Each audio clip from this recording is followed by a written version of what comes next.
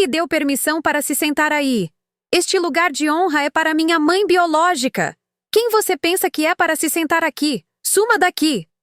A voz da minha nora, Cíntia, ressoou friamente por entre os brindes de mais de 50 convidados antes que eu pudesse compreender o que estava acontecendo. Ela me empurrou com força para fora da cadeira. Meu corpo inteiro desabou no chão de mármore gelado, bem no meio da esplêndida festa de Natal em pleno bairro dos Jardins. A taça de vinho se espatifou. Mas aquela dor não era nada comparada ao silêncio do meu filho. Ele ficou ali, ajeitando a gravata, vendo sua esposa humilhar a própria mãe. E depois desviou o olhar, como se eu fosse uma sujeira que precisava ser apagada diante dos convidados. Levantei-me com dificuldade, em meio a risinhos abafados, reprimindo o tremor que sentia. Pensam que sou uma velha senil e acabada. O maior erro deles foi despertar o meu verdadeiro eu. Precisamente nesta noite. Meu nome é Alina Guimarães Queiroz. Esse nome já foi sinônimo de terror e respeito no mundo dos negócios.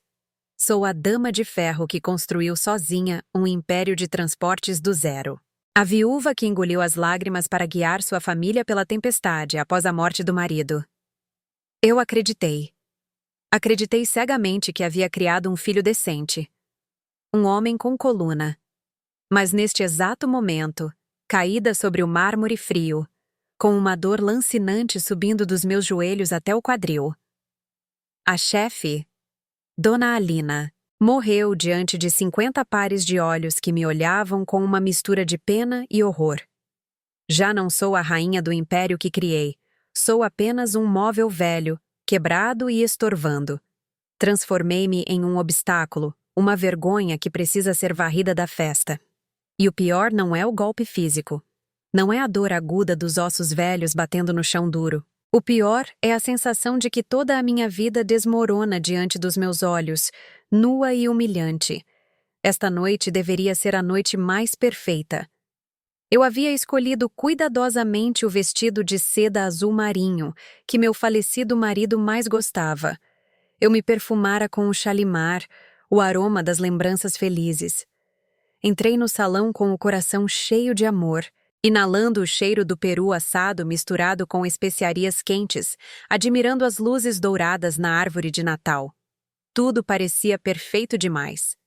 Caminhei entre os convidados, sorrindo e cumprimentando Basílio e os sócios, os parentes distantes, os amigos da minha nora. Eles também sorriram de volta. Agora, caída aqui, percebo que esses sorrisos eram tão afiados quanto adagas escondidas sob a manga. As lembranças de minutos atrás passam na minha cabeça como um filme em câmera lenta e obsessiva. Eu havia me dirigido à longa e luxuosa mesa do banquete, a mesa que meu próprio dinheiro comprou décadas atrás.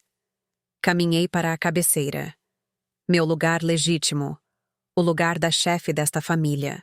Foi nesse momento que Cíntia bloqueou minha passagem, fincando-se ali como uma parede de concreto armado, com seu vestido dourado justo e uma taça de champanhe na mão. Seu olhar, aquele que todos os dias fingia doçura, agora me encarava como se eu fosse um parasita. Sim, Cíntia, minha filha. O que houve? Perguntei, tentando ingenuamente passar por ela, mas ela não se moveu 1 milímetro. Ela deu um passo à frente, invadindo meu espaço pessoal e ditando a sentença de morte para a minha autoestima. Este lugar é para Dona Acácia. Ela é a convidada de honra. Hoje você está sobrando aqui, Alina. Vá para a cozinha ou para o seu quarto. Suma da minha frente. Minha filha, por favor, não faça um escândalo. Sou a mãe do seu marido. Este é o meu lugar. Não, não é mais seu. E então, o empurrão. A queda. O som seco dos ossos colidindo, as taças de cristal vibrando sobre a mesa.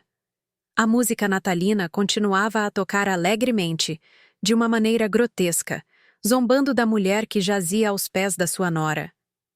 Tentei levantar a cabeça em meio ao atordoamento, buscando o único salva-vidas. Basílio, meu filho, meu próprio sangue. Ele estava lá, a apenas 3 metros de mim. Vi suas mãos se fecharem em punhos. Seus olhos encontraram os meus por um segundo eterno. Esperei que ele corresse em minha direção. Esperei que ele gritasse com a esposa. Esperei que ele protegesse a mãe que sacrificou a vida inteira por ele. Mas não. Basílio baixou a cabeça. Virou-se fingindo ajustar o nó da gravata. Ele me abandonou. O silêncio mortal que envolvia a sala foi quebrado. Mas não por um pedido de desculpas. Cíntia, com a velocidade de um demônio que muda de cara, transformou seu rosto cheio de ódio em uma máscara de pânico dramático. Levou a mão à boca e gritou histericamente. Meu Deus, olhem o que ela fez! Ela voltou a beber às escondidas. O quê? Fiquei paralisada. Eu não havia tocado em uma gota sequer de álcool. Tentei abrir a boca para me explicar, mas a dor no quadril me roubou o ar. Eu disse a todos para não darem álcool a ela, gritou Cíntia, interpretando o papel de vítima desesperada com perfeição. O médico disse várias vezes que não se pode tomar o remédio para a demência com álcool. Por que a senhora nos faz sofrer assim, mãe? Olhe para a senhora. Não consegue nem ficar em pé. Sempre nos envergonha dessa maneira vil. Tudo era uma mentira infame. Eu não tomo remédio para a demência. Minha mente está mais clara do que água de nascente. Mas os sussurros venenosos começaram a se infiltrar nos meus ouvidos como cobras. Coitada da Cíntia. Essa velha está senil e ainda por cima bêbada. Que triste terminar assim. Eu ainda sentia o frio do mármore no meu rosto. Mas esse frio não era nada comparado ao gelo que se espalhava no meu peito. Quando busquei o olhar de Basílio mais uma vez, ele estava lá. O filho pelo qual trabalhei 18 horas por dia, para que nunca lhe faltasse um prato de comida quente. Estava lá, rígido como uma estátua de sal. Olhei fixamente para ele, ignorando a dor. Supliquei com o olhar, não por pena, mas por um mínimo de dignidade. Meus lábios se moveram e eu soube que ele leu minhas palavras. Filho, me levante, por favor.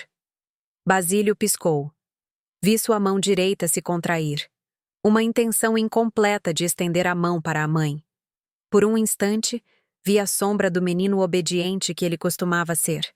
Mas esse raio de esperança se apagou, esmagado instantaneamente pelas garras da mulher ao seu lado. Desta vez, Cíntia não gritou. Ela fez algo muito pior. Aproximou-se do ouvido do marido com uma doçura falsa que me revirou o estômago e apertou fortemente o braço de Basílio com suas unhas afiadas. Eu estava perto o suficiente para ouvir cada gota de veneno que ela destilava no ouvido do meu filho. Lembra da banheira cheia de sangue, amor? Escolhe, ou essa velha, ou eu. A frase ficou suspensa no ar, invisível para os convidados. Mas foi um golpe mortal para o meu filho. Vi o rosto de Basílio perder a última gota de sangue. Ele começou a suar frio. Os olhos castanhos que ele herdou do pai se encheram de um terror patético. Não era medo por mim, mas o medo de uma besta presa em uma armadilha. Medo de perder quem guardava seu segredo sombrio. Basílio retirou a mão. Deu um passo para trás, afastando-se do meu corpo estendido, como se eu tivesse a peste.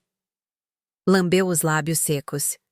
Olhou para o teto, olhou para a janela. Olhou para qualquer lugar, menos para a mãe humilhada. Agarrou sua taça de vinho com dedos trêmulos, buscando coragem no álcool, e balbuciou as últimas palavras que estraçalharam os fragmentos restantes do meu coração. Por favor, continuem a ceia. Minha mãe, ela só precisa descansar aí. Um momento. Ela está bem. Descansar. Ele me deixa caída no chão frio para descansar. Ele não me protegeu. Ele me sacrificou no altar da covardia para agradar a esposa. Naquele momento, o amor incondicional que eu sentia por ele se tornou algo amargo, pesado e escuro. Eu não via mais o meu filho. Via apenas um homem pequeno e fraco, uma marionete com os fios rompidos, tremendo. E para cúmulo da minha humilhação, ela apareceu. Dona Acácia Nogueira, a mãe da minha nora. Caminhou tranquilamente até lá com a barra do seu vestido de veludo vermelho roçando meu rosto. Não se inclinou para ajudar. Não estendeu a mão. Pelo contrário, olhou-me de cima com um sorriso de satisfação. Alisou o vestido e sentou-se. Sentou-se na minha cadeira, na minha posição de chefe, com uma elegância grotesca, como se tivesse acabado de ganhar na loteria. Dona Acácia pegou o guardanapo de linho, limpou uma mancha imaginária no canto da boca e falou, destilando veneno camuflado de compaixão. Peço desculpas a todos por este lamentável jantar. Minha pobre comadre está muito idosa e fraca, e tem muitos vícios. Por favor, não deixem que isso estrague a festa. Cíntia, minha filha, chame os empregados para que a arrastem para o quarto até que a bebedeira passe. Ela está atrapalhando os garçons aqui. Lágrimas quentes brotaram dos meus olhos. Não eram lágrimas de tristeza, eram lágrimas de uma fúria como um vulcão em erupção. Roubaram minha cadeira, roubaram minha dignidade, roubaram meu filho, e agora querem enterrar minha sanidade na frente de todos. O tinido das taças quebrou meu transe. Da cabeceira, Dona Acácia levantou a taça. Bebeu um longo gole, celebrando a minha queda. Basílio continuava de cabeça baixa, olhando para a ponta dos seus sapatos italianos. Ninguém se moveu para me ajudar. Nenhuma alma. Olhavam-me como a um móvel quebrado que alguém esqueceu de jogar no lixo. Do chão, saboreando o gosto metálico da humilhação na ponta da língua, compreendi que a Alina de ontem havia morrido. Mas eles estavam enganados. Pensavam que eu ficaria naquele chão para sempre. Não sabiam que este golpe contra o piso de pedra fria não me quebrou, me despertou. Ninguém me estendeu a mão. Eu nem esperei. Com um esforço que me custou até o último grama do meu orgulho, apoiei as palmas das mãos na mesa fria e me forcei a levantar. Meus joelhos ardiam. Meu quadril palpitava. Mas a dor do corpo era uma carícia comparada ao buraco negro que se abrira no meu peito. Não olhei para Basílio. Já não importava. Olhei para a escada, em direção ao meu quarto, pensando em me refugiar na solidão das minhas 4 paredes para chorar a minha desgraça.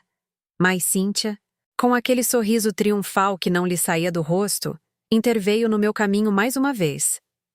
Não suba, Alina. Você não tem mais nada para procurar lá em cima. Olhei para ela sem entender. Aquela era a minha casa. Aquele era o meu quarto, onde dormi com meu marido por 30 anos. O seu quarto não existe mais. Continuou ela com uma frieza assustadora. Tiramos todas as suas coisas velhas ontem. Agora é o closet e a despensa para os casacos e malas da minha mãe. Dona Acácia precisa de espaço. Senti o ar me escapar. Eu havia sido apagada. Não só me tiraram a cadeira. Me tiraram meu teto na minha própria casa. A casa que eu comprei, tijolo por tijolo, com o suor da minha testa. Não havia mais um canto para mim.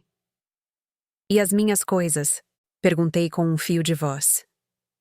Estão na garagem, em sacos pretos. Petra separou uma mala pequena com o básico. Nos faça um favor e saia pela porta de serviço. Não queremos que estrague a festa com essa sua cara de velório. Não gritei. Não insultei. Naquele momento entendi que discutir era me rebaixar ao nível da imundície delas. Alisei o vestido. Levantei o queixo, embora a alma me tremesse, e caminhei. Não em direção à porta de serviço, mas em direção à porta principal. Cruzei o salão de cabeça erguida, sentindo os olhares dos 50 convidados cravados na minha nuca. Ninguém disse nada. Todos eram cúmplices deste crime silencioso. Ao abrir a porta grande, o ar gelado da noite me atingiu o rosto. Era Natal nos jardins. As ruas estavam desertas, mas brilhantes. As luzes coloridas piscavam nas fachadas das mansões vizinhas. Ouviam-se risadas distantes e canções de Natal que falavam de paz e amor. Que ironia! Desci os degraus da entrada com dificuldade. Cada passo era uma despedida. Adeus à minha vida. Adeus às minhas lembranças. Adeus à minha família. Senhora. Senhora Alina. Uma voz sussurrada me deteve junto ao portão de ferro. Era Petra. Minha fiel Petra. A mulher que trabalha comigo desde que Basílio usava fraldas. Ela vinha correndo, envolvida em seu chale, com os olhos vermelhos de tanto chorar. Não vá assim, patroa. Por favor. Petra, não tenho escolha. Fui expulsa. A mulher olhou para a casa com medo, como se as paredes tivessem ouvidos, e agarrou minhas mãos com força. Colocou algo na minha palma. Eram algumas notas de dinheiro amassadas e um objeto pequeno, frio e metálico. Um pendrive. Pegue. Isto é tudo o que eu tinha guardado no meu quarto. E isto, apontou para o pendrive, é o seu seguro de vida. O que é isso, Petra? Eu gravei tudo, senhora. Gravei quando a senhora Cynthia ria na cozinha. Gravei o que elas prepararam. Ninguém me vê porque sou da faxina, mas eu vi tudo. A senhora não perdeu, patroa. Só a empurraram para que a senhora tome impulso. Não volte até que seja a dona de novo. Prometa-me.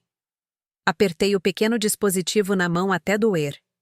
Pela primeira vez em toda a noite, senti algo quente percorrer minhas veias. Não era vergonha. Não era dor. Era esperança. Uma esperança furiosa e decidida. Obrigada, Petra. Eu prometo. Saí para a rua escura arrastando minha pequena mala.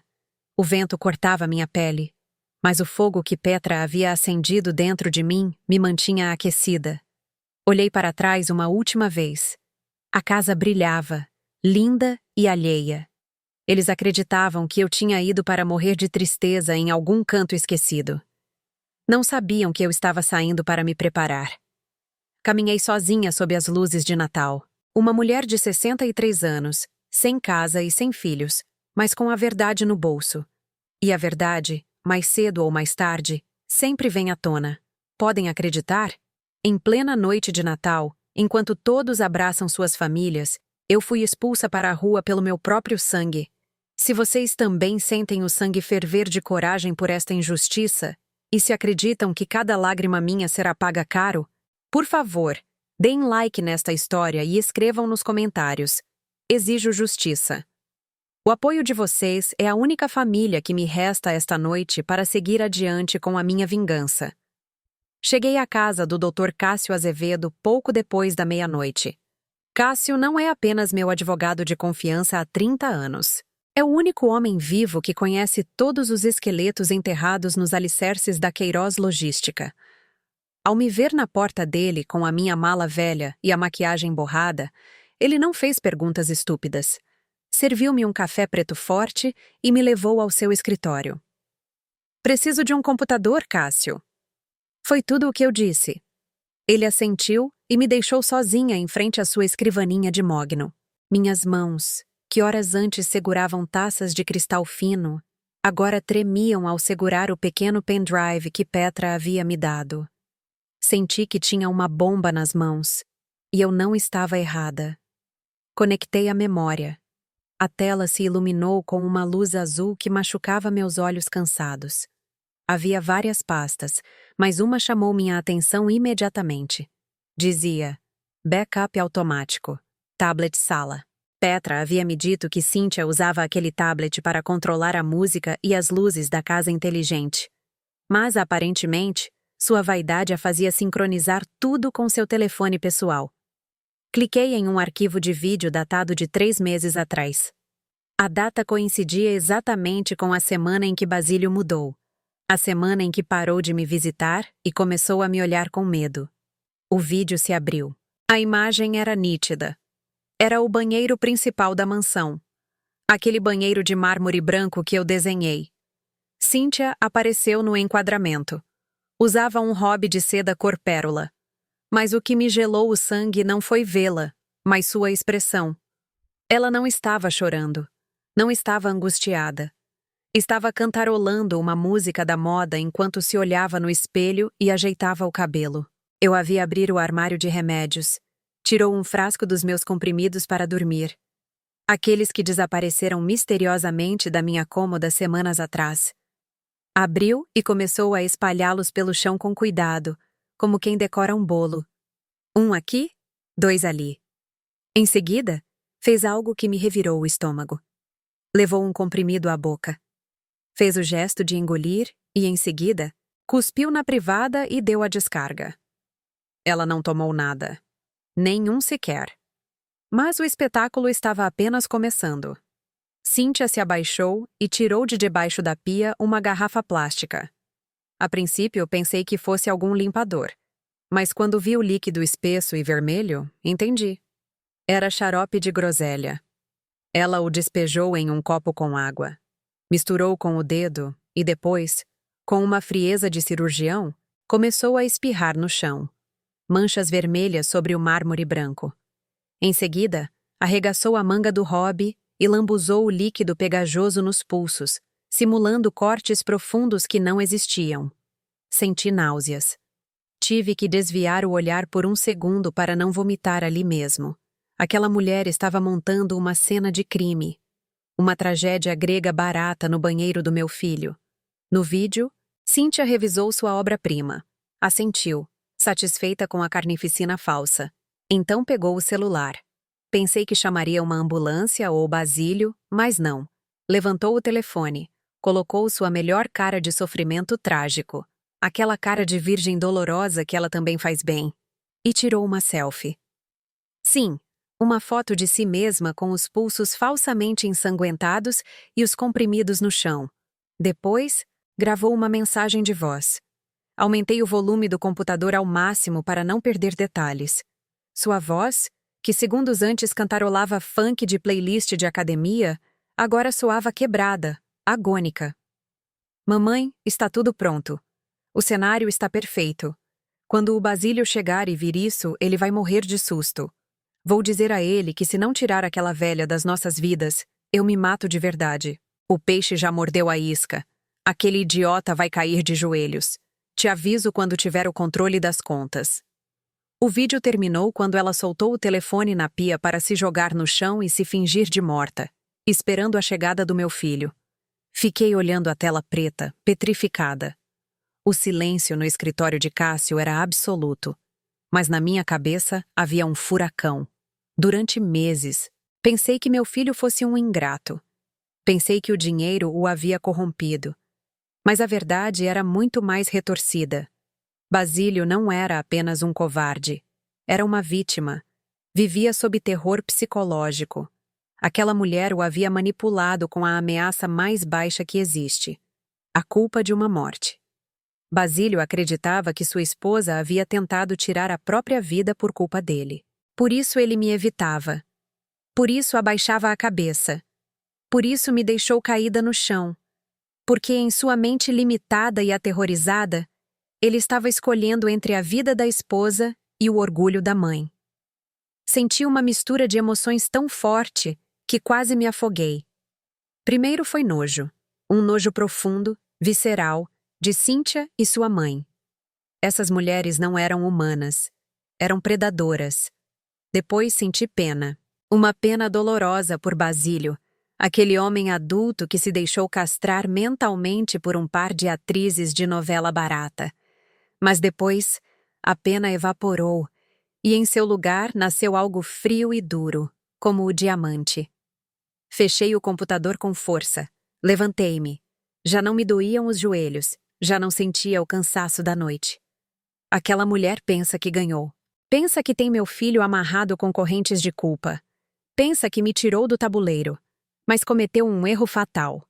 Deixou provas. E pior ainda, subestimou a mãe do homem que ela pensa controlar. Caminhei até a janela e olhei o amanhecer sobre a cidade. O sol começava a nascer, vermelho como a groselha falsa de Cynthia. Chorei pelo meu filho ontem à noite. Mas hoje não é dia de chorar. Hoje é dia de caçar. Elas queriam uma guerra pelo controle da Queiroz Logística. Queriam meu dinheiro, minha casa, minha vida. Pois bem, agora tem a minha atenção. Alisei minha saia amarrotada, sequei o rosto e me virei para a porta, onde Cássio esperava. Cássio, prepare a papelada. Eu disse com uma voz que não reconheci. Uma voz que eu não usava desde que negociava contratos milionários nos anos 90. Vamos auditar até o último centavo. E quero que você procure tudo o que houver sobre uma tal Acácia Nogueira. Tenho a suspeita de que esta não é a primeira vez que essa víbora tenta morder. A velha Alina, a avó carinhosa que assava biscoitos, morreu ontem à noite naquele chão frio. A mulher que acabou de despertar é a Alina Guimarães Queiroz, a dona. E eu vou recuperar o que é meu, mesmo que tenha que incendiar o mundo para isso. Eu sempre soube que o dinheiro muda as pessoas, mas o ódio. O ódio é um motor muito mais poderoso e paciente. Enquanto o sol terminava de nascer sobre a cidade, iluminando os documentos espalhados na mesa do meu advogado, uma inquietude começou a me picar na nuca. Eu tinha visto o vídeo. Eu sabia o que e o como. Cynthia havia manipulado meu filho com um suicídio falso, mas me faltava o porquê. Claro, a ganância é comum, mas a sanha com que Dona Acácia se sentou na minha cadeira, a forma como me olhou enquanto eu estava no chão. Isso não era simples cobiça. Isso era pessoal. Havia um prazer doentio nos olhos dela que me era estranhamente familiar. Servi outra xícara de café frio e fechei os olhos, forçando minha memória a viajar ao passado. Aquele rosto, aqueles gestos, aquele sobrenome, Nogueira.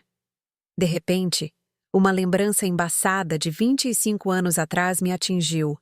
Peguei o telefone do escritório de Cássio e disquei um número que não usava há anos. O telefone de Dona Cida, minha antiga chefe de recursos humanos, uma mulher que se aposentou há uma década, mas tem a memória de um elefante.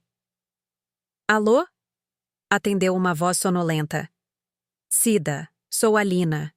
Me perdoe a hora. Preciso que você faça um esforço de memória. Ano de 99.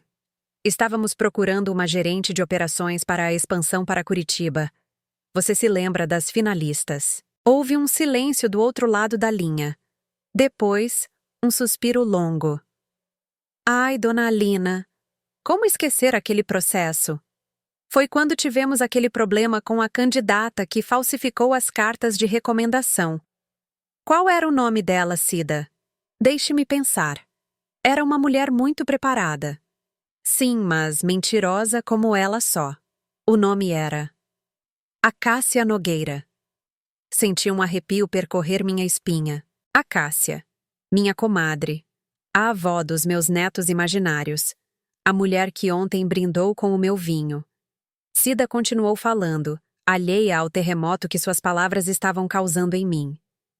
A senhora mesma a entrevistou no final, patroa. Não se lembra? A senhora a descobriu. Ela jurava que havia gerenciado a logística de uma empresa em Curitiba. Mas a senhora fez algumas ligações e descobriu que a tinham demitido por desvio de pequena monta. A senhora disse a ela que na Queiroz Logística não havia lugar para gente sem ética. Sim. Agora eu me lembrava de tudo. Lembrei-me do escritório pequeno onde começamos. Lembrei-me de uma mulher jovem, ambiciosa, com o olhar duro. Lembrei-me de como o rosto dela se descompôs quando eu coloquei as provas das suas mentiras sobre a mesa.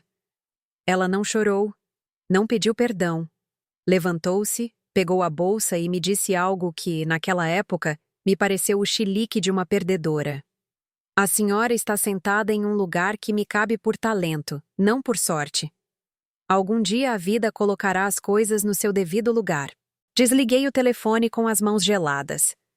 Não foi coincidência. Nada disso foi coincidência Basílio ter conhecido Cynthia naquele clube de tênis.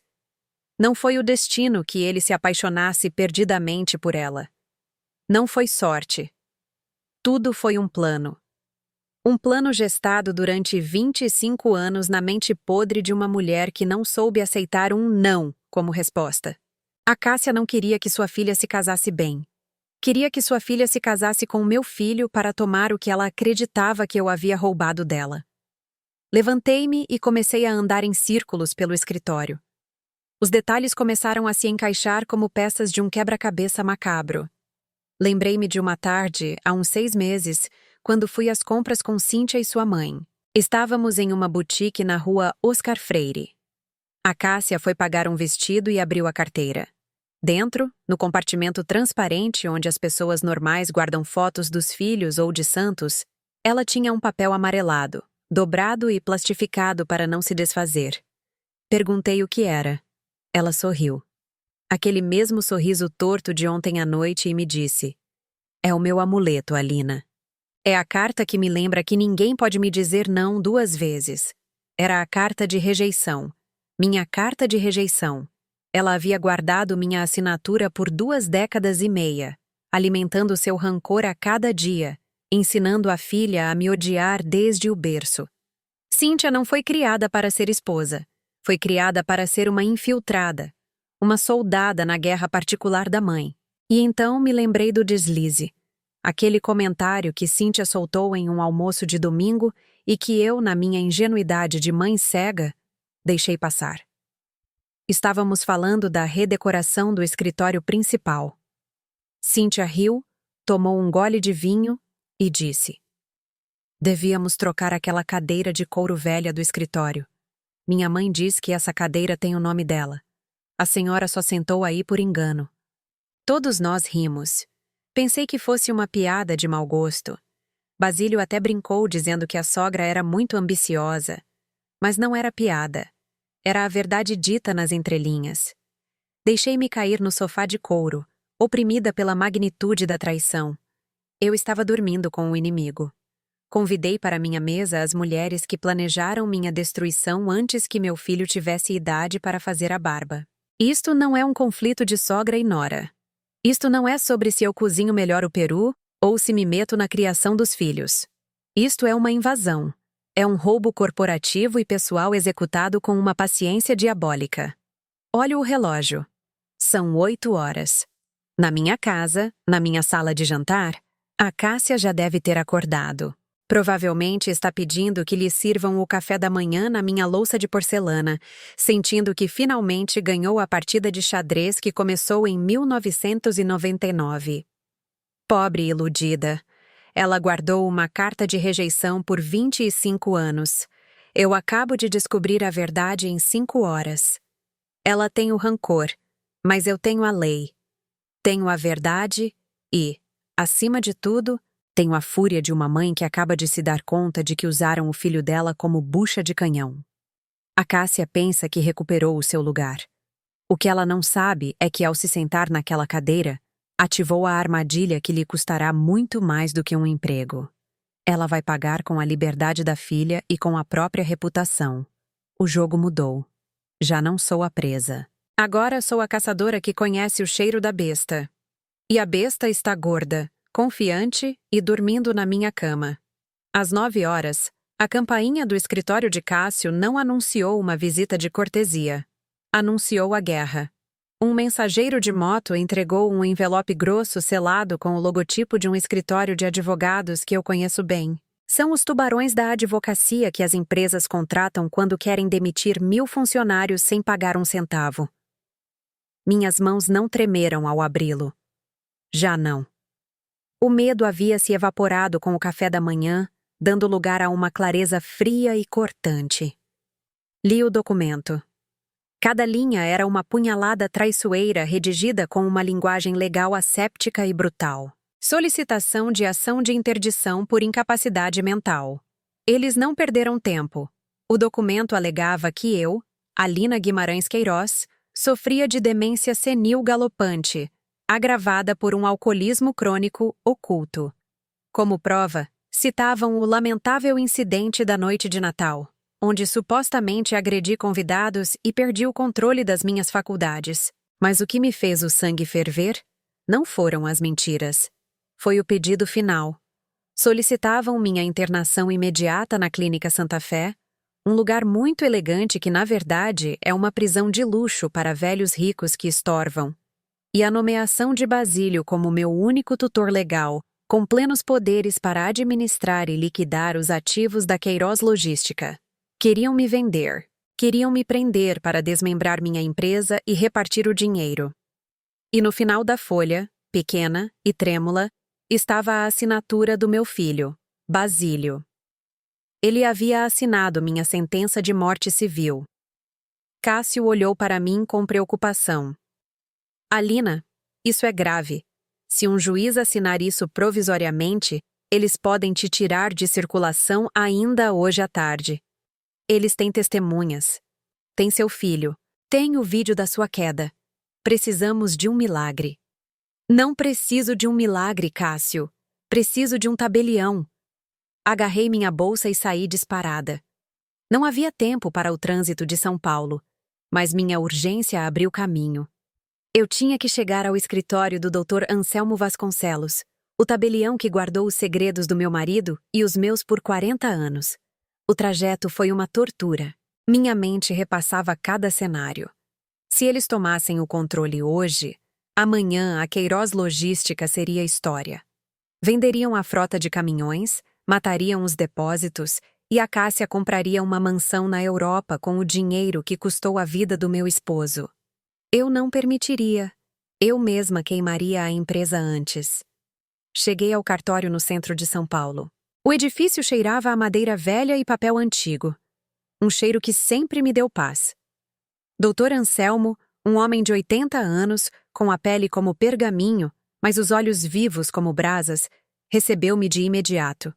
Assustou-se ao me ver com a mesma roupa de ontem e o rosto abatido, mas não fez perguntas. Doutor, eles estão vindo atrás de mim.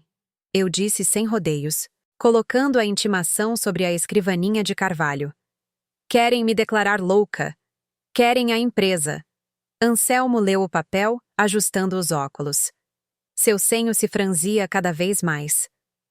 Basílio, murmurou com decepção. Sempre soube que esse rapaz não tinha a fibra de vocês. Ele é mole, e quem é mole, quebra ou dobra. Ele dobrou. Doutor, preciso saber se há algo que possamos fazer. As ações estão no nome dele.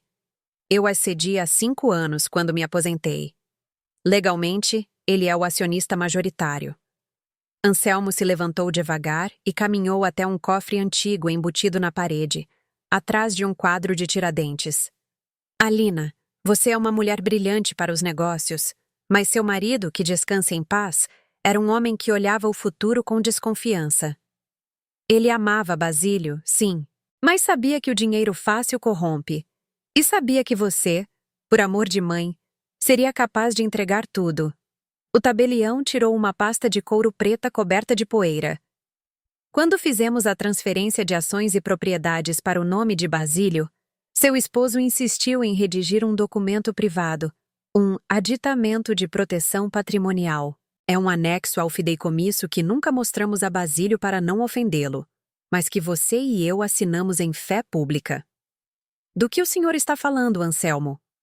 O tabelião abriu a pasta e deslizou um documento para mim. O papel era grosso, oficial. Meus olhos percorreram as cláusulas até pararem no parágrafo marcado em vermelho. Cláusula de revogação por ingratidão ou indignidade. Anselmo começou a ler em voz alta, e sua voz ressoou no escritório como uma sentença divina. Fica estabelecido que a doação das ações e a titularidade dos bens imóveis está condicionada ao cumprimento estrito das obrigações filiais de respeito, cuidado e honra para com a doadora, Dona Alina Guimarães Queiroz. Caso o beneficiário, Basílio Queiroz, incorra em atos de violência física, psicológica, abandono, humilhação pública ou permita que terceiros agridam a doadora, a doação será automaticamente revogada de pleno direito. Fiquei sem ar.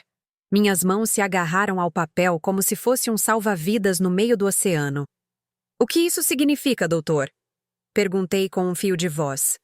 Significa, minha querida Alina, que no momento em que Basílio permitiu que a empurrassem, no momento em que a deixou caída no chão e a expulsou da sua casa, ele ativou esta cláusula.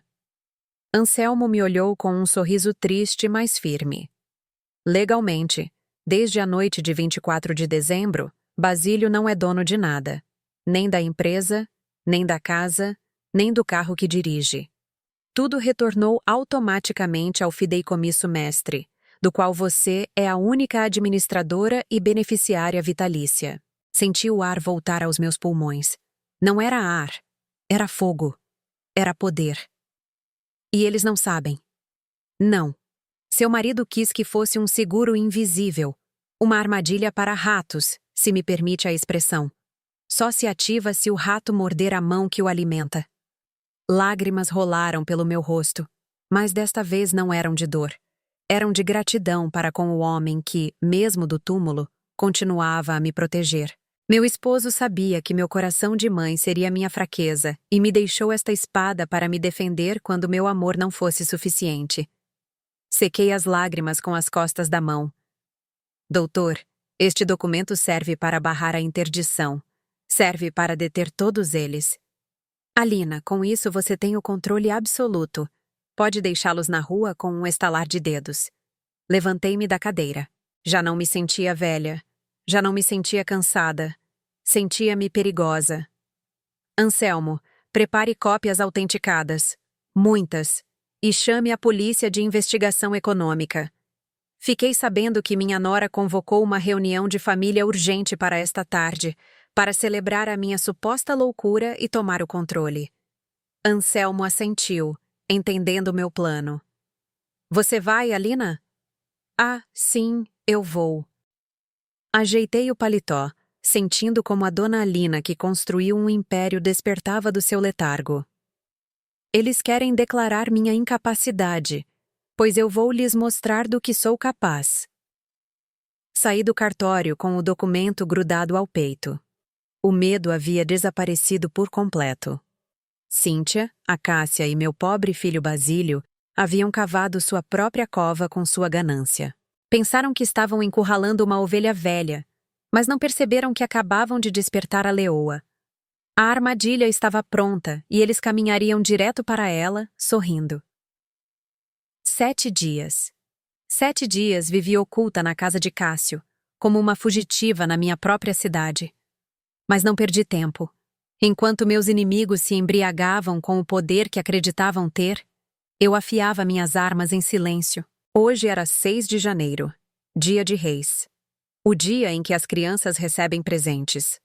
E eu tinha uma surpresa preparada para os meus. Cíntia havia convocado uma reunião familiar extraordinária na minha casa, na minha sala de jantar. O pretexto era anunciar formalmente a transição na presidência da empresa e assinar os papéis da minha internação. Eles me intimaram por e-mail, como se eu fosse uma funcionária qualquer, a quem se notifica uma mudança de políticas. Cheguei 5 minutos antes da hora marcada. Não usei o vestido azul da desgraça. Vesti um terninho de linho branco impecável. Prendi meu cabelo em um coque severo. Maquiei-me com discrição, mas com lábios vermelhos. Eu queria que vissem a mulher de negócios, não a idosa indefesa. Quando entrei no salão, o ambiente era uma mistura de festa e funeral. Estavam os acionistas minoritários, meus sobrinhos, os sócios de Basílio. Todos com caras longas e compungidas. Uma farsa. Cíntia e sua mãe presidiam a mesa, sentadas na minha cadeira e na que era do meu marido. Cíntia usava um vestido preto, como de luto, e fingia estar devastada. Ah, olhem, aí vem ela. Por favor, sejam compreensivos com a dona Alina. Ela não está em sã consciência, disse Cíntia em voz alta, levantando-se para me receber, como se ela fosse a dona de tudo. Eu a ignorei e caminhei diretamente para a mesa. Basílio estava sentado em um canto, pálido, com o olhar perdido em um ponto fixo da parede. Não se atreveu a me encarar. Cíntia pigarreou para recuperar a atenção. Como todos sabem, convocamos esta reunião por um motivo muito doloroso. A saúde da minha querida sogra, Alina, deteriorou-se de forma alarmante. Ela pegou uma pasta de couro ao seu lado e a abriu com um gesto teatral. Temos aqui os laudos médicos do Dr. Quiroga. Confirmam um diagnóstico de demência paranoide. Lamentavelmente, ela desenvolveu tendências violentas. Na noite de Natal, por exemplo, tentou atear fogo nas cortinas do salão, gritando que via fantasmas. Tivemos que controlá-la em grupo. A mentira era tão descarada, tão absurda, que quase ri. Olhei para os presentes. Alguns me olhavam com pena, outros com medo. Eles haviam acreditado para proteger a ela e a empresa. Continuou Cíntia, com lágrimas de crocodilo nos olhos. Basílio e eu decidimos tomar a difícil decisão de interná-la em uma residência especializada, onde receberá os cuidados de que precisa. E, claro, Basílio assumirá a presidência total da companhia para garantir sua continuidade. Foi então que eu vi o segundo insulto, a joia da coroa do descaramento delas. Dona Acácia, sentada ao seu lado, fingia secar uma lágrima com um lenço, mas em seu pulso Brilhando sob a luz do lustre, estava minha pulseira de esmeraldas, aquela que meu marido me deu em nosso aniversário de bodas de prata, a que eu acreditava ter perdido na mudança. Aproximei-me dela. Que pulseira bonita, Acácia! Parece a minha. Ela retirou a mão rapidamente, como se a tivesse queimado. Estou cuidando dela para você, Alina. Uma pessoa com seus problemas não deveria usar joias tão valiosas. Você poderia perdê-la ou se machucar. Eu não pude mais. A raiva subiu pela minha garganta como bile. Pois me devolva agora mesmo. Cíntia se interpôs. Mãe, por favor, não discuta com ela. Ela não sabe o que diz, Alina. Por favor, sente-se. Temos que assinar os papéis. Ela apontou um documento sobre a mesa com uma caneta ao lado. Era a autorização para o meu confinamento. Eu não vou assinar nada, disse com uma voz tão firme que até eu me surpreendi. Alina, não dificulte. É para o seu bem. Basílio, filho, fale com sua mãe. Meu filho levantou a cabeça pela primeira vez. Seus olhos estavam vazios, mortos. Ele se pôs de pé, obedecendo à ordem da esposa como um cão bem treinado, e caminhou em minha direção. Mãe, por favor, faça isso por mim. Assine. É o melhor para todos. Ele bloqueou minha passagem. Tentei contorná-lo, mas ele impediu. Não, a senhora não entende. Tem que assinar. Então ocorreu o impensável. Dona Acácia, vendo que eu não cedia, levantou-se de sua cadeira, pegou seu copo de água gelada, caminhou até mim e, sem aviso prévio, jogou-o no meu rosto. A água fria encharcou meu cabelo, minha maquiagem, meu terninho branco. O choque me deixou sem fôlego.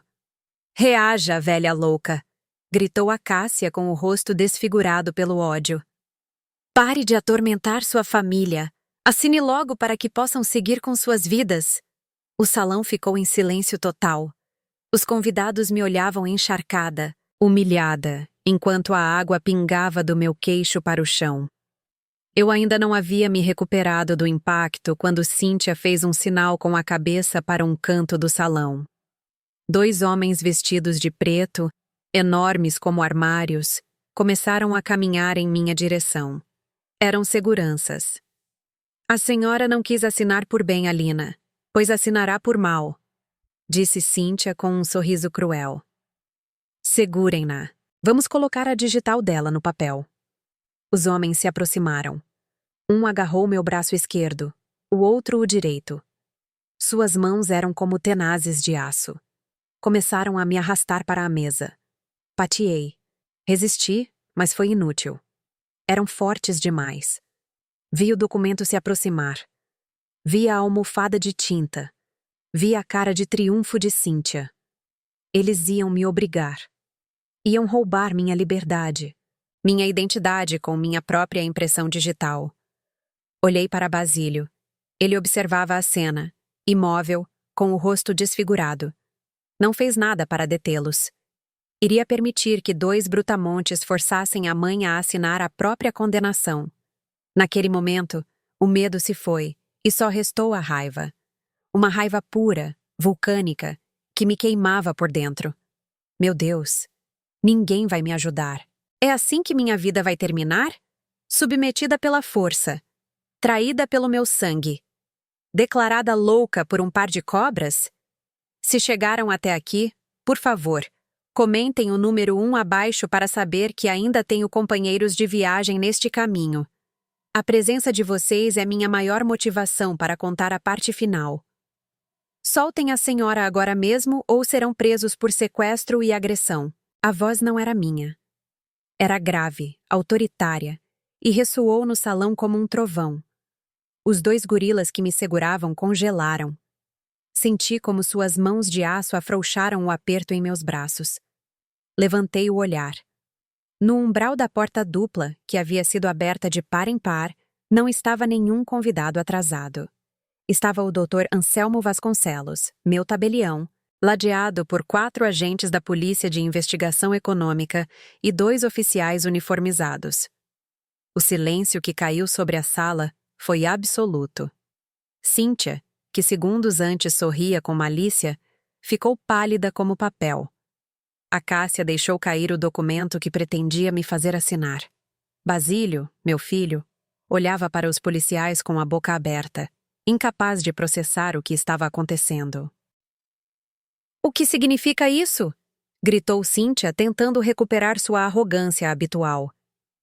"Esta é uma reunião privada. Saiam da minha casa." "Não é a sua casa, menina", corrigiu Anselmo, avançando para a mesa com passo lento, mas implacável. "E esta não é uma reunião privada. É a cena de um crime em flagrante." Aproveitei a confusão para me soltar dos seguranças. Alisei o terninho branco molhado pela água que Acácia havia me jogado e me pus de pé. As pernas já não tremiam. Eu me sentia mais alta, mais forte. Caminhei em direção à cabeceira da mesa, onde Cíntia continuava parada, e olhei-a nos olhos. Vi o medo puro em suas pupilas. "Sente-se", eu disse. Não foi um grito, foi uma ordem. Ela obedeceu, caindo na cadeira como se tivessem cortado suas cordas. "Antes que falemos da minha suposta demência, creio que todos os presentes merecem ver a verdadeira razão pela qual meu filho tem agido de forma tão errática." Fiz um sinal para Cássio, meu advogado, que acabara de entrar discretamente por uma lateral. Ele conectou seu laptop ao sistema de projeção que Cíntia havia preparado para mostrar meus laudos médicos falsos. A tela gigante desceu do teto. As luzes se atenuaram automaticamente. Não tenho direito", guinchou Cíntia, pressentindo o desastre. Mas já era tarde. O vídeo começou a ser reproduzido. Lá estava ela, em tela gigante, em alta definição. O banheiro de mármore, o robe de seda, o frasco de comprimidos e a garrafa de xarope de groselha. Um murmúrio de horror percorreu a sala. Os sócios, os familiares, todos observavam hipnotizados como a doce e sofrida esposa preparava seu cenário de morte. Viram como ela espalhava o líquido vermelho. Viram como tirava a selfie com cara de dor. E o mais importante, ouviram o áudio em volume máximo. "O peixe já mordeu a isca. Aquele idiota vai cair de joelhos." A voz de Cíntia retumbou nas quatro paredes. Girei lentamente para Basílio. Meu filho estava olhando para a tela, petrificado. Suas mãos tremiam violentamente. Seu rosto passou do medo à incredulidade e da incredulidade a uma agonia que me doeu ver, mas que era necessária. Basílio levantou-se cambaleando. Caminhou em direção à tela como um sonâmbulo, tocando a imagem projetada de sua esposa, rindo após fingir seu suicídio. "Xarope", sussurrou Basílio com a voz quebrada. "Era xarope. Você me disse que estava se esvaindo em sangue. Me disse que ia morrer por minha culpa." Ele se virou para Cíntia. Eu nunca tinha visto aquela expressão no rosto do meu filho. Era o olhar de um homem que acaba de descobrir que seu Deus é um demônio. "Você me fez escolher!" gritou Basílio. Um grito dilacerante que nos gelou o sangue.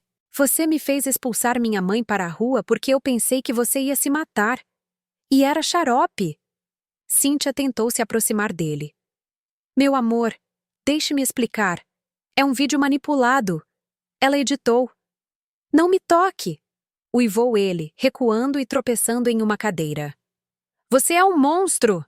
Naquele momento, o caos se desencadeou. Acácia, vendo que o barco afundava, tentou se desvincular. Levantou-se e apontou o dedo com joias para a própria filha. "Eu não sabia de nada disso. Essa menina sempre foi desequilibrada. Alina, você tem que acreditar em mim. Eu só estava tentando ajudar." Eu ri. Foi uma risada seca, sem alegria. Caminhei em direção à mesa onde estava posto o tradicional bolo de reis. Peguei a faca de prata para cortar o bolo. O fio brilhou sob a luz. Acácia recuou um passo, assustada, pensando talvez que eu a atacaria. "Calma, Acácia. Não vou sujar minha faca com seu sangue sujo." Cravei a faca no bolo com força, partindo o pão doce e a fruta cristalizada. "Hoje é dia de reis. É suposto que vejamos a quem sai o bonequinho para pagar os salgados. Mas neste bolo há algo mais interessante. Fiz um gesto para o tabelião Anselmo. Ele abriu sua pasta de couro e tirou o documento com o selo oficial. Aclarou a garganta e leu com voz solene. Em meu caráter de tabelião público número 45 de São Paulo, dou fé da ativação imediata da cláusula de revogação por ingratidão e indignidade contida no fideicomisso Mestre Queiroz. O que significa isso? Perguntou um dos sócios pálido. Significa, respondeu Anselmo, que a partir deste instante, o senhor Basílio Queiroz fica destituído de todos os seus cargos, perde a titularidade de todas as ações e o direito de uso de qualquer propriedade da família. Tudo retorna às mãos de sua única dona, Dona Alina Guimarães Queiroz. O silêncio foi sepulcral. Basílio caiu de joelhos no chão, chorando, cobrindo o rosto com as mãos. Cíntia ficou boquiaberta. Acácia se deixou cair na cadeira, abanando-se com a mão à beira do desmaio. Além disso, acrescentou o tabelião, olhando para as duas mulheres. Foi emitida uma ordem de despejo imediato. Tem 1 hora para retirar seus pertences pessoais desta propriedade. E quando digo pessoais, refiro-me a roupas e artigos de higiene. Qualquer joia, obra de arte ou veículo comprado com dinheiro do fideicomisso fica. Aproximei-me de Acácia. Ela me olhou com terror. Estendi a mão com a palma aberta. O espetáculo acabou, Acácia. Me dê minha pulseira. Agora. Ela tentou desabotoá-la com as mãos trêmulas. O fecho emperrou. Tive que ajudá-la, arrancando-a quase com violência do seu pulso.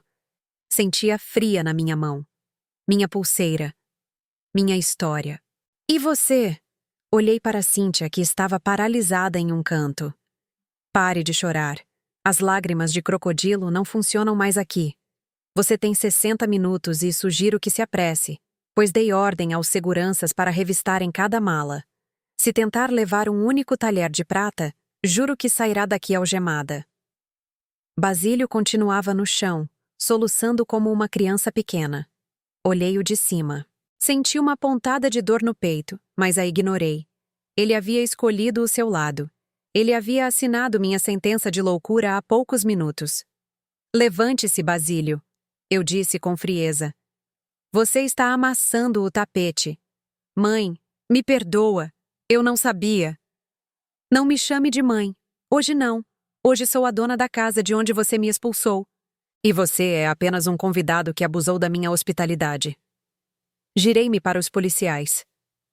Senhores, por favor, supervisionem o despejo. Não quero que reste nem rastro dessas pessoas na minha casa antes que anoiteça. Caminhei para a saída do salão de cabeça erguida, deixando para trás os gritos, os choros e as súplicas. Eu havia recuperado minha coroa. Mas enquanto caminhava pelo corredor, sozinha, percebi que a vitória tinha um sabor amargo. Eu havia ganhado a guerra, sim, mas ao olhar para trás e ver meu filho destruído no chão, soube que nesta batalha não havia vencedores, apenas sobreviventes. Nunca imaginei que o final da ambição desmedida fosse tão vulgar. Do balcão do meu quarto no 2º andar, com uma xícara de chá que Petra acabara de me preparar, observei o espetáculo mais patético da minha vida. Eu lhes dei 1 hora, mas o pânico os fez se mover em 15 minutos. A mansão, que minutos antes era um cenário de falsa elegância, havia se transformado em um mercado de gritos e reproches. Lá embaixo, na entrada principal, as malas de grife se amontoavam de qualquer maneira sobre o cascalho. Cíntia, a mulher que sempre andava como se flutuasse, agora corria de um lado para o outro com o rímel escorrido por todo o rosto, arrastando casacos de pele que caíam no chão. Mas já não havia altivez nela, apenas desespero. Ela se agarrou ao braço de Basílio, tentando uma última manobra. Basílio, por favor, você não pode deixar que façam isso comigo. Sou sua esposa, sou a mulher da sua vida. Temos que ir embora juntos, meu amor. Podemos brigar na justiça. Meu filho estava parado ao lado do seu carro, aquele esportivo alemão que os seguranças já estavam imobilizando com travas nas rodas. Basílio parecia um homem que havia envelhecido 20 anos em 20 minutos. Tinha o olhar vazio, morto. Quando Cíntia tentou beijar-lhe a mão, ele reagiu com uma repulsa instintiva, como se o tivesse tocado uma barata. Ele a empurrou. Foi um empurrão suave, sem a violência que ela usou comigo, mas carregado de um nojo definitivo. Não me toque, disse Basílio com a voz rouca. Não volte a dizer que é minha esposa. Você é uma mentirosa. Você me fez acreditar que estava morrendo. Você me manipulou com a minha própria culpa. Afaste-se de mim. Cíntia soltou um berro de frustração e se virou, buscando a mãe, esperando encontrar uma aliada. Mas o que encontrou foi a verdadeira cara da herança que carregava no sangue. Dona Acácia não estava ajudando a filha. Estava ocupada salvando a própria pele. Eu a vi sair da casa carregando 3 bolsas de mão penduradas no ombro, caminhando com dificuldade por causa do peso. "Mamãe, me ajuda com isso!" gritou Cíntia. Acácia parou, deu meia volta e, diante do olhar atônito dos seguranças e do pessoal de serviço, levantou a mão e cruzou o rosto da própria filha com um tapa seco. "Cale a boca, estúpida!" "Sua estúpida!" gritou Acácia com o rosto deformado pela raiva. "A culpa é toda sua. Se você tivesse sido mais esperta, se não tivesse gravado aquele maldito vídeo, agora seríamos as donas de tudo. Você é uma inútil. Por sua burrice. Eu vou para a rua!" "Mamãe!" "Não me chame de mamãe! Você me envergonha! Arruinou o plano da minha vida!" Do meu balcão, senti uma mistura de náuseas e satisfação. Ali estava a grande aliança. Ali estava o amor maternal de Acácia. Desmoronou-se no instante em que o dinheiro acabou. Elas estavam se devorando como ratas em um barco que afunda. Mas o momento culminante da sua degradação estava por vir. Acácia, aproveitando que todos olhavam a briga entre ela e a filha, tentou se esgueirar para a saída lateral. Ela caminhava de um jeito estranho, protegendo a bolsa maior contra o peito com insistência demais. Petra, que estava supervisionando a porta como um general em batalha, bloqueou-lhe a passagem. "Aonde vai com tanta pressa, senhora?" perguntou Petra, cruzando os braços. "Saia da frente, gata atrevida. Não toque em mim. Vou pegar meu táxi." Petra, com uma calma que me encheu de orgulho, estendeu a mão. "Essa bolsa está muito pesada para levar apenas roupas íntimas, senhora. Abra." "O quê? Como se atreve? Eu sou Dona Acácia Nogueira." "A senhora é uma ladra despejada. Abra, ou chamo os policiais que ainda estão na sala." Acácia olhou para os lados, acuada. Petra não esperou. Com um movimento rápido, arrebatou a bolsa das mãos dela e virou-a de cabeça para baixo sobre o gramado do jardim. Não caiu roupa. Caíram colheres, garfos, facas de prata, porta-guardanapos de cristal, até um saleiro de prata antiga rolou pela grama. Acácia havia tentado roubar minha prataria, a mesma com a qual tinha comido minutos antes. Fez-se um silêncio vergonhoso. Até Cíntia parou de chorar para olhar a mãe com incredulidade.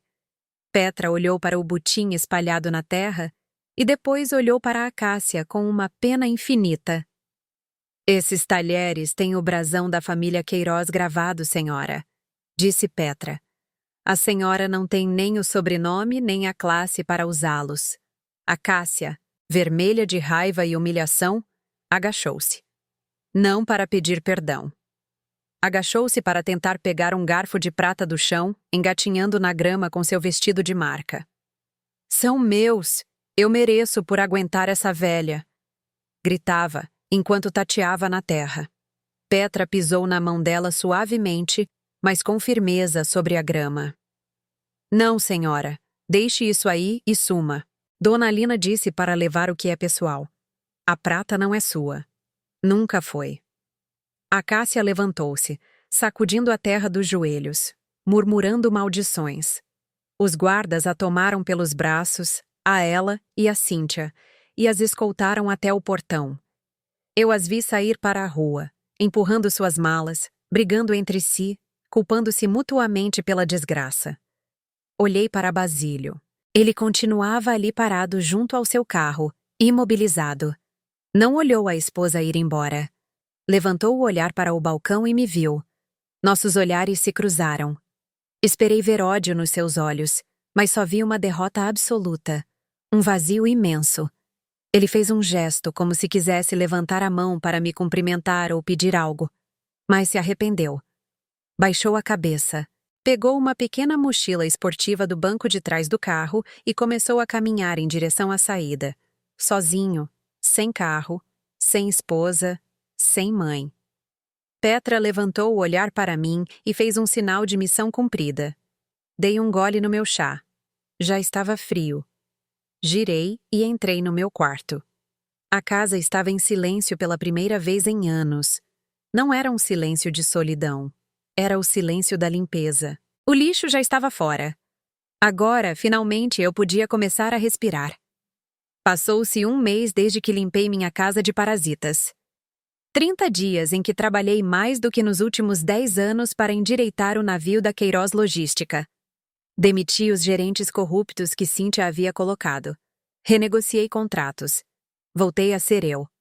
Mas o sucesso empresarial não tira o frio de uma casa vazia. Era uma tarde cinzenta de fevereiro. Chovia sobre São Paulo.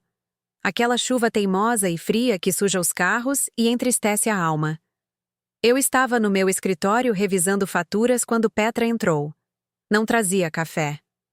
Trazia uma cara de angústia que me fez soltar a caneta imediatamente. Senhora, disse Petra em voz baixa. Ele está lá fora. Eu não precisei perguntar quem. Meu coração deu um pulo doloroso contra as costelas. Levantei-me e caminhei até o monitor do sistema de segurança que tenho instalado junto à biblioteca. A tela em preto e branco me mostrou uma imagem que me quebrou a alma. Lá estava Basílio, meu menino, meu orgulho. Mas já não parecia o executivo arrogante de ternos italianos. Estava parado debaixo da chuva, agarrado às grades do portão principal. Vestia uma jaqueta que lhe ficava grande, encharcada. Tinha o cabelo grudado na testa e uma barba por fazer de vários dias. Parecia mais magro, mais velho, mais quebrado. Senhora, eu abro? Perguntou Petra com a mão já no controle remoto do portão. Meu instinto de mãe gritou para eu correr, abrir o portão, metê-lo na casa, secá-lo com uma toalha quente e dar-lhe sopa de letrinhas, como fazia quando ele tinha 6 anos e chegava molhado da escola. Eu queria dizer-lhe que tudo estava bem, que a mamãe resolveria os problemas, que eu pagaria suas dívidas. Mas então, lembrei-me do vídeo. Lembrei-me da sua covardia. Lembrei-me que ele tem 40 anos, não 6. Se eu abrir a porta agora, eu o condeno a ser um inútil para sempre. Não, Petra. Não abra. Aproximei-me do interfone na parede. Minha mão tremia. Respirei fundo, buscando aquela força que eu pensei ter esgotado, e apertei o botão de falar. Vá para casa, Basílio. Sua voz saiu pelo alto-falante, distorcida pela estática e pelo choro. Mãe, mamãe, por favor. Não tenho para onde ir. Cíntia me deixou. Levou o pouco que pude tirar. O banco me tomou o apartamento. Estou dormindo em um albergue de quinta. Mãe, estou com fome. Estou com frio. Senti lágrimas quentes e salgadas escorrerem pelo meu rosto. Tive que morder o lábio para não soluçar. Você tem 2 mãos e 2 pés, Basílio. Use-os. Mãe, como pode ser tão cruel? Gritou ele, e vi na tela como ele golpeava o metal do portão com desespero. Eu sou seu filho. Eu sou seu único filho. Como tem coragem de ver seu próprio sangue sofrendo assim? Estou afundando. Essa frase, essa maldita frase. Eu sou seu único filho. Sempre foi o seu salvo-conduto. Sua carta na manga para eu perdoar tudo. Mas hoje não. Aproximei-me mais do microfone, colando minha testa contra a parede fria. Precisamente porque você é meu filho, Basílio, eu tenho que deixar que você afunde. Houve um silêncio do outro lado. Apenas a chuva caía. Eu falhei com você, filho. Continuei falando com uma verdade que doía mais em mim do que nele. Eu falhei porque lhe dei tudo. Protegi você do frio, da fome, do trabalho duro. Transformei você em um homem fraco que precisa se esconder atrás da barra da saia de uma mulher, seja a minha ou a da sua esposa. Eu tirei de você a oportunidade de sentir orgulho de si mesmo. Mãe, não me dê lições agora. Preciso de dinheiro. Preciso de ajuda. Não, Basílio. O que você precisa é de dignidade. E essa não se compra com o meu talão de cheques. Vi como ele se deixava cair de joelhos na calçada molhada, chorando com a cabeça entre as mãos. Era a imagem da derrota total. Escute-me bem, filho. Eu disse, endurecendo a voz para que não se notasse que eu estava morrendo por dentro. Você tem 40 anos. É hora de descobrir quem é Basílio Queiroz sem o dinheiro da sua mãe. Procure um trabalho. Não me importa se é de carregador ou de gari. Ganhe o seu pão. Pague suas dívidas com o seu suor. Mãe, quando tiver pago o último centavo que deve ao banco, quando tiver recuperado sua vida com seu próprio esforço, então volte. Toque esta campainha e eu juro que abrirei a porta e o sentarei à minha mesa com orgulho. Mas não antes. Não enquanto você vier pedir esmola como um menino mimado. Soltei o botão do interfone. A conexão foi cortada. Fiquei ali parada, olhando para a tela. Vi Basílio levantar o olhar para a câmera. Buscou-me na janela. Sabia que eu estava ali. Ficou mais alguns minutos debaixo da chuva, esperando que eu mudasse de ideia. Esperando a mamãe salvadora de sempre. Mas o portão não se abriu. Finalmente, levantou-se. Limpou o rosto com a manga daquela jaqueta barata. Olhou-me uma última vez. Assentiu levemente com a cabeça. Talvez com ódio, talvez com resignação. E deu meia volta. Eu o vi se afastar, caminhando devagar, sob a tempestade, com os ombros caídos, até desaparecer na esquina da rua. Petra estava chorando em silêncio em um canto da cozinha. A senhora fez o certo, patroa, ela me disse com a voz embargada. Mesmo que doa como o inferno. Deixei-me cair em uma cadeira da cozinha, exausta. Meu peito doía fisicamente. Eu acabara de expulsar meu filho para a rua, para a miséria. Mas no fundo do meu coração, eu sabia que era a única maneira de salvá-lo. Hoje, eu não perdi um filho. Hoje, talvez, eu acabei de começar a criar um homem. Deus aperta. Mas não enforca, dizem. Espero que Deus o aperte o suficiente para que ele desperte. Mas não tanto para que ele se quebre. Agora, tudo depende dele. O portão está fechado. Mas minha esperança, essa pequena e teimosa esperança de mãe, continua com a luz acesa. Vender a mansão dos Jardins não foi uma transação imobiliária. Foi um exorcismo.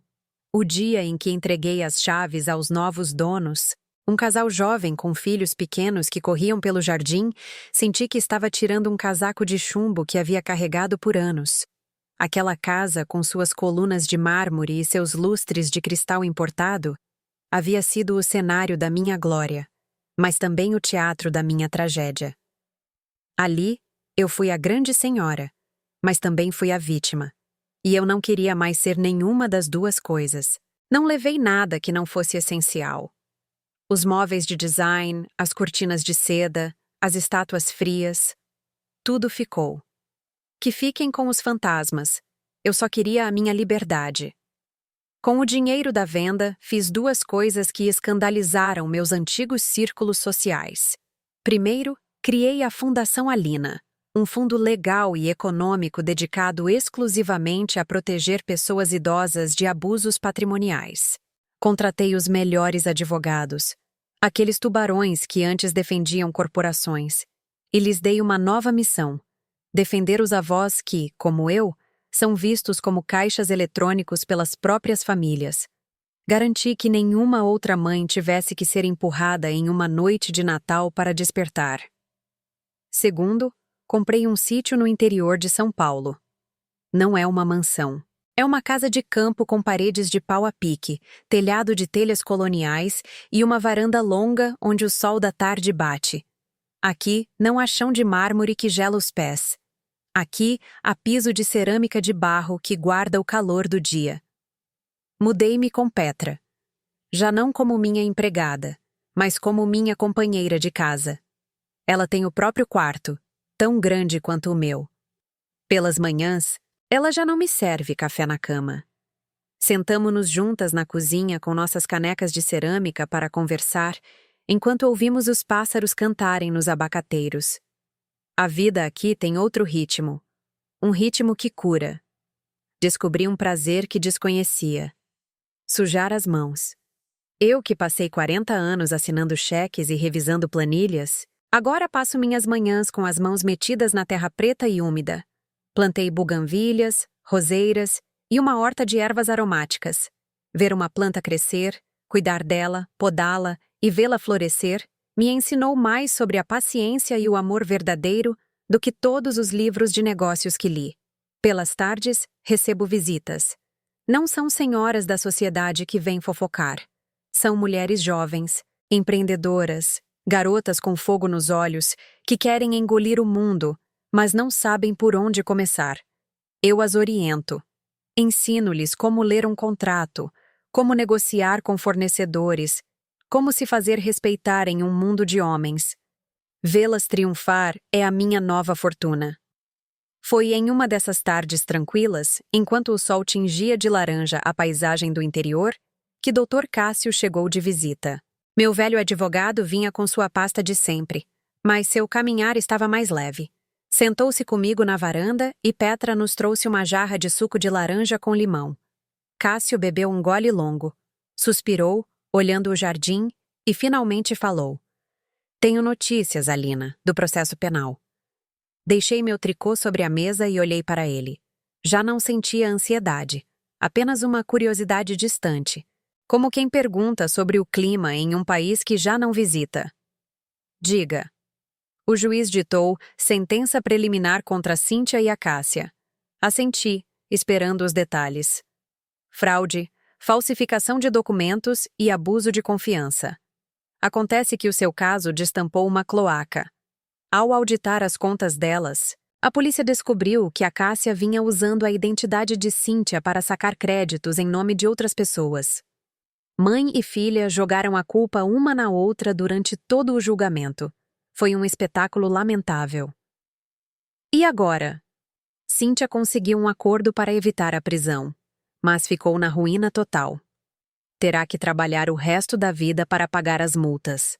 A Cássia não teve tanta sorte. Devido aos antecedentes e à reincidência, deram-lhe prisão domiciliar sem acesso a contas bancárias. Está vivendo em uma pensão caindo aos pedaços na região central, dependendo da caridade de uma prima distante que a detesta. Olhei para as buganvílias que balançavam com o vento. A justiça humana às vezes tarda, mas a justiça divina sempre tem um senso de humor irônico. A mulher que queria viver no meu palácio terminou presa em um quartinho de serviço. E Basílio? Perguntei. Minha voz não tremeu. Cássio sorriu levemente. Buscou na sua pasta e tirou uma fotografia impressa em papel comum. Estendeu-ma. Peguei a folha. A imagem estava embaçada, tirada de longe, provavelmente por um dos investigadores particulares de Cássio. Era um depósito enorme. Parecia o CEAGESP. Entre caixas de madeira e caminhões de carga, havia um homem. Vestia um uniforme azul desgastado, botas de trabalho sujas e uma cinta ortopédica na cintura. Estava carregando uma caixa de tomates sobre o ombro. Estava suado. Estava despenteado. Estava magro, mas estava trabalhando. Ele entrou para trabalhar em uma transportadora, Alina. Mas não nos escritórios. Começou de baixo como carregador no turno da madrugada. Dizem-me que não faltou um dia sequer em 3 semanas. Chega pontualmente. Carrega os caminhões, recebe seu salário mínimo e vai dormir em um quarto que aluga ali perto. Passei meu dedo sobre a imagem do meu filho. Não vi o executivo soberbo que me olhava por cima do ombro. Vi um homem que pela primeira vez na vida estava ganhando o direito de existir.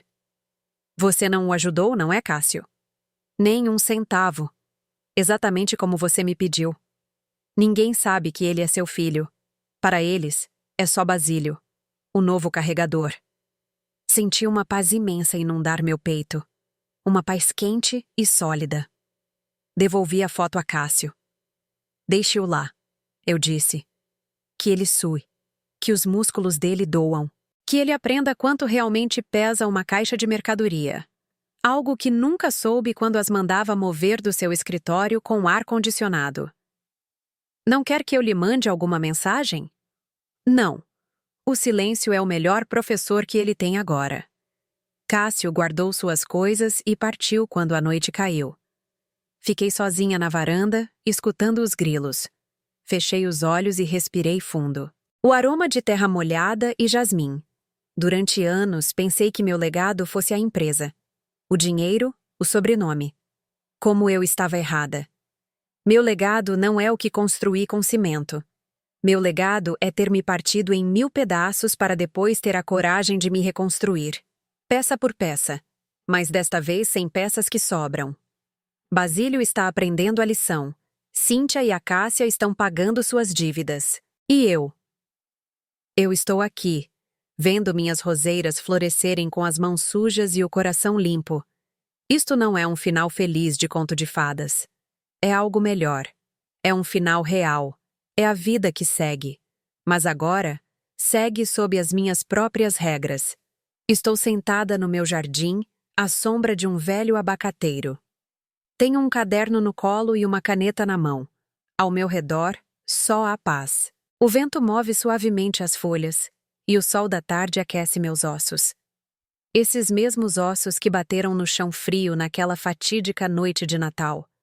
Parece que foi em outra vida, mas só se passou 1 ano. Eu lhes contei minha história. Não para que tenham pena de mim, nem para que aplaudam minha vingança.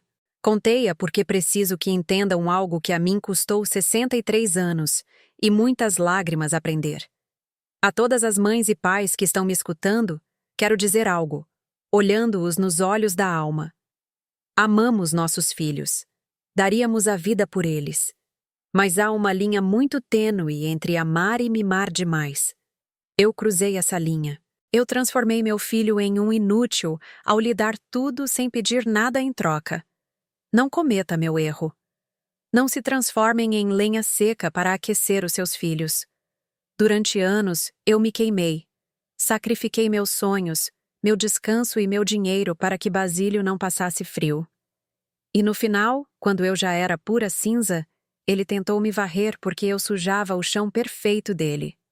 Mães, guardem o seu fogo. Mantenham viva a sua própria chama. Tenham seus próprios amigos, seu próprio dinheiro, seus próprios sonhos. Porque se algum dia os filhos de vocês decidirem ir embora, ou pior ainda, se decidirem expulsá-las, vocês não ficarão no escuro.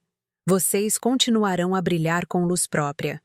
E aos filhos, a você que talvez seja jovem e está escutando isto, a verdadeira honra aos pais não é nos obedecer cegamente. Não queremos escravos.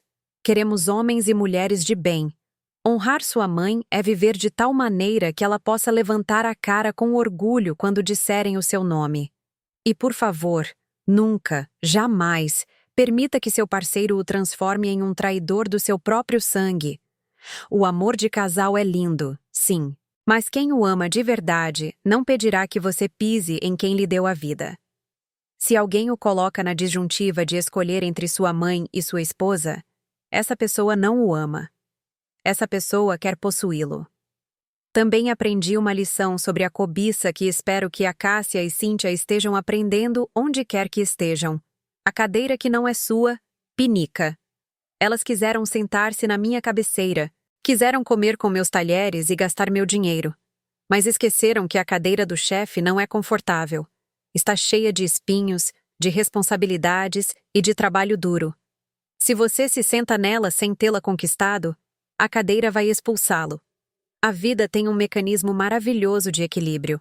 Cativa os que trabalham e cospe os que roubam. Não tenham dúvida disso. Ontem à tarde, Petra chegou da cidade com a correspondência. Entre as contas de luz e os catálogos de sementes, havia um envelope pequeno. Um envelope barato de papel comum, sem remetente. Minhas mãos, que já não tremem de medo, mas pela emoção de estar viva, O abriram devagar. Dentro não havia uma carta longa. Não havia súplicas de dinheiro. Não havia desculpas. Havia uma nota de 50 dólares. 50 reais. Velha, amassada. Daquelas que passaram por muitas mãos trabalhadoras. E junto à nota, um bilhete escrito com a letra do meu filho. Aquela letra que eu lhe ensinei a traçar há tantos anos. A nota dizia: Mamãe, este é o meu primeiro salário como carregador. Doem as minhas mãos e as minhas costas estão me matando. Mas é dinheiro limpo. Comprei isto para a senhora.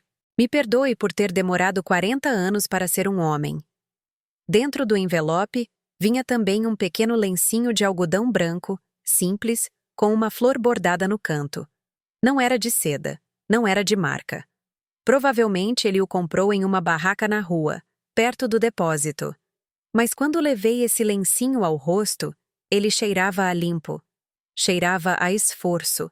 Cheirava a dignidade. Para mim, esse pedaço de algodão vale mais do que todas as joias que a Cássia tentou roubar. Vale mais do que a mansão que vendi.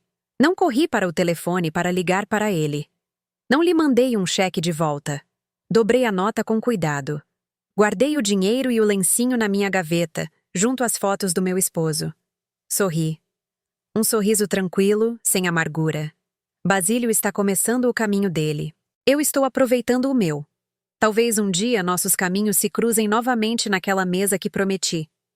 Talvez um dia ele toque a campainha e eu lhe abra a porta para compartilhar um café. Mas não hoje.